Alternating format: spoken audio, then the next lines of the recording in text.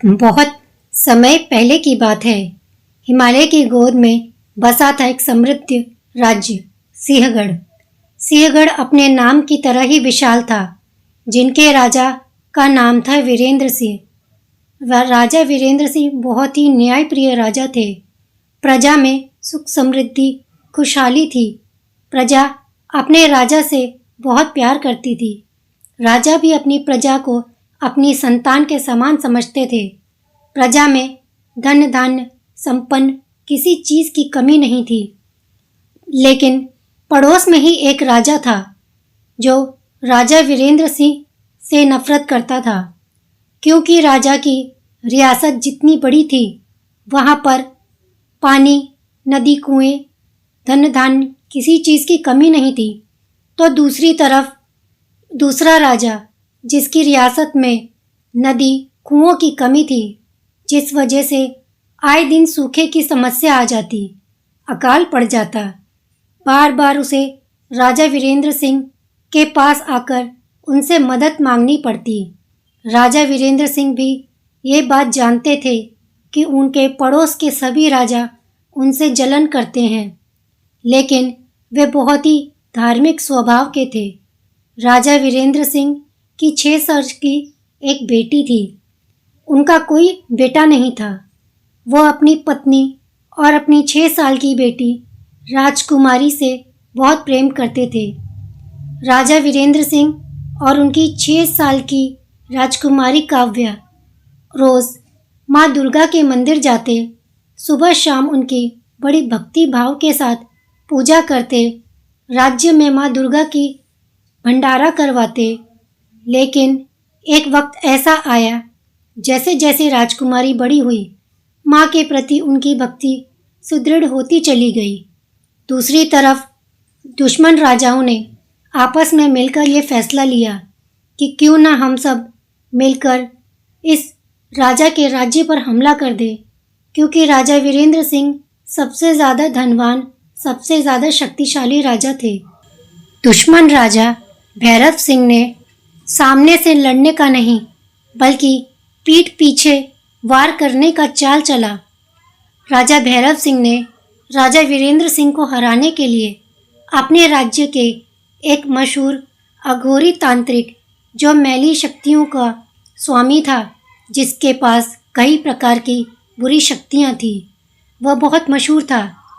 राजा भैरव सिंह ने उस अघोरी तांत्रिक को सोने चांदी का लालच दिया और कहा, मैं राजा वीरेंद्र सिंह के राज्य पर आसानी से कब्जा कर सकूं, इसके लिए तुम उसे इतना बीमार कर दो कि जब उसे मेरी फौज का पता चले तो वो लड़ने की हालत में ही ना रहे।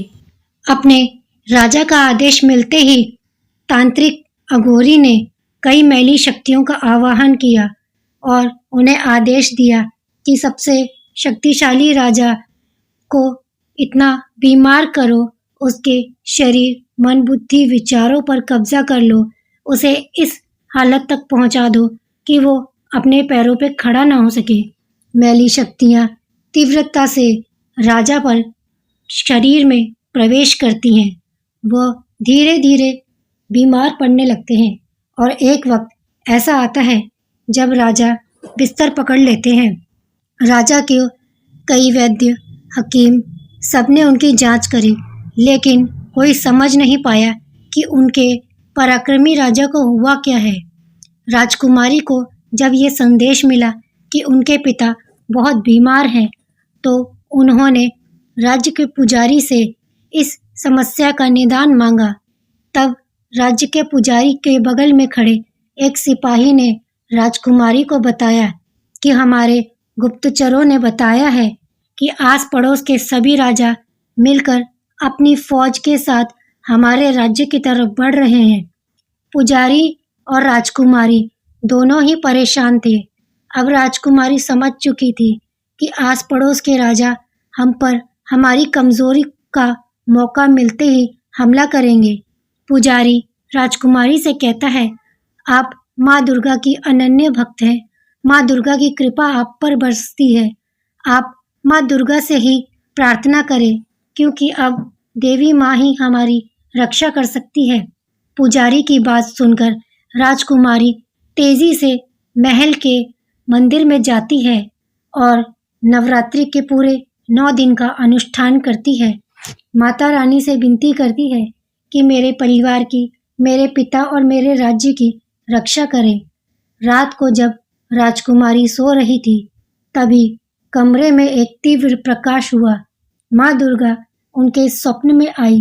राजकुमारी ने स्वप्न में देखा कि उसके सामने एक तीव्र प्रकाश है, एक शेर गरज रहा है और धीरे धीरे माँ दुर्गा उसे नजर आती है। राजकुमारी माँ दुर्गा को देख घुटनों के बल बैठती है और रोते हुए कहती है, पड़ोस के सभी दुश्मन राजा हम पर हमला कर रहे हैं। मेरे पिता इस हालत में है ही नहीं कि वो अपनी रक्षा कर सके। तब देवी कहती है, पुत्री तुम चिंता मत करो, व्यर्थ में अपने आप को परेशान कर रही हूँ। तुम्हारी पूजा, तुम्हारी भक्ति से मैं प्रसन्न हूँ। मैं वचन देती हूँ, कोई भी राजा, चाहे वो 1 हो या 1000, इस राज्य पर तुम्हारे पिता और तुम्हें कोई हानि नहीं पहुंचा सकता। देवी कहती है, राजकुमारी काव्या, मैं तुम्हें वरदान देती हूँ। तुम्हारे अंदर मेरी 64 शक्तियाँ प्रवेश कर जाएंगी। तुम अकेली ही रणभूमि में युद्ध करोगी। कोई भी राजा तुम्हारे आगे टिक नहीं पाएगा। ये स्वप्न देख राजकुमारी के आंखों से आंसू झरझर बहने लगे। सुबह होते ही राजकुमारी अपने पिता की तलवार, तीर कमान लेकर अपने पिता महाराज के कक्ष में आती है और उन्हें रात का स्वप्न बताती है और बड़े आत्मविश्वास के साथ अपने पिता को ये विश्वास दिलाती है कि अब आपको परेशान होने की आवश्यकता नहीं। मैं अकेली ही नहीं हूँ, हम अकेले नहीं, माँ दुर्गा हमारी रक्षा करेगी। इतना कहकर राजकुमारी 2-4 सैनिकों को लेकर ही रणभूमि में आ गई। दुश्मन राजा राजकुमारी और उनके बगल में खड़े 4 सैनिकों को देख उन पर हंसने लगे। देखते ही देखते राजकुमारी के अंदर माँ दुर्गा की 64 शक्तियाँ प्रवेश कर गई। राजकुमारी हवा की रफ्तार से एक एक राजा का सर काटती चली गई।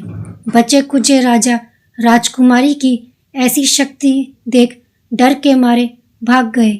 इस तरह से राजकुमारी के दृढ़ विश्वास और भक्ति ने पूरे राज्य की हिफाजत करी। मोरल ऑफ द स्टोरी, यदि आपका विश्वास अटल है तो भगवान को भी आपकी रक्षा के लिए आना पड़ता है।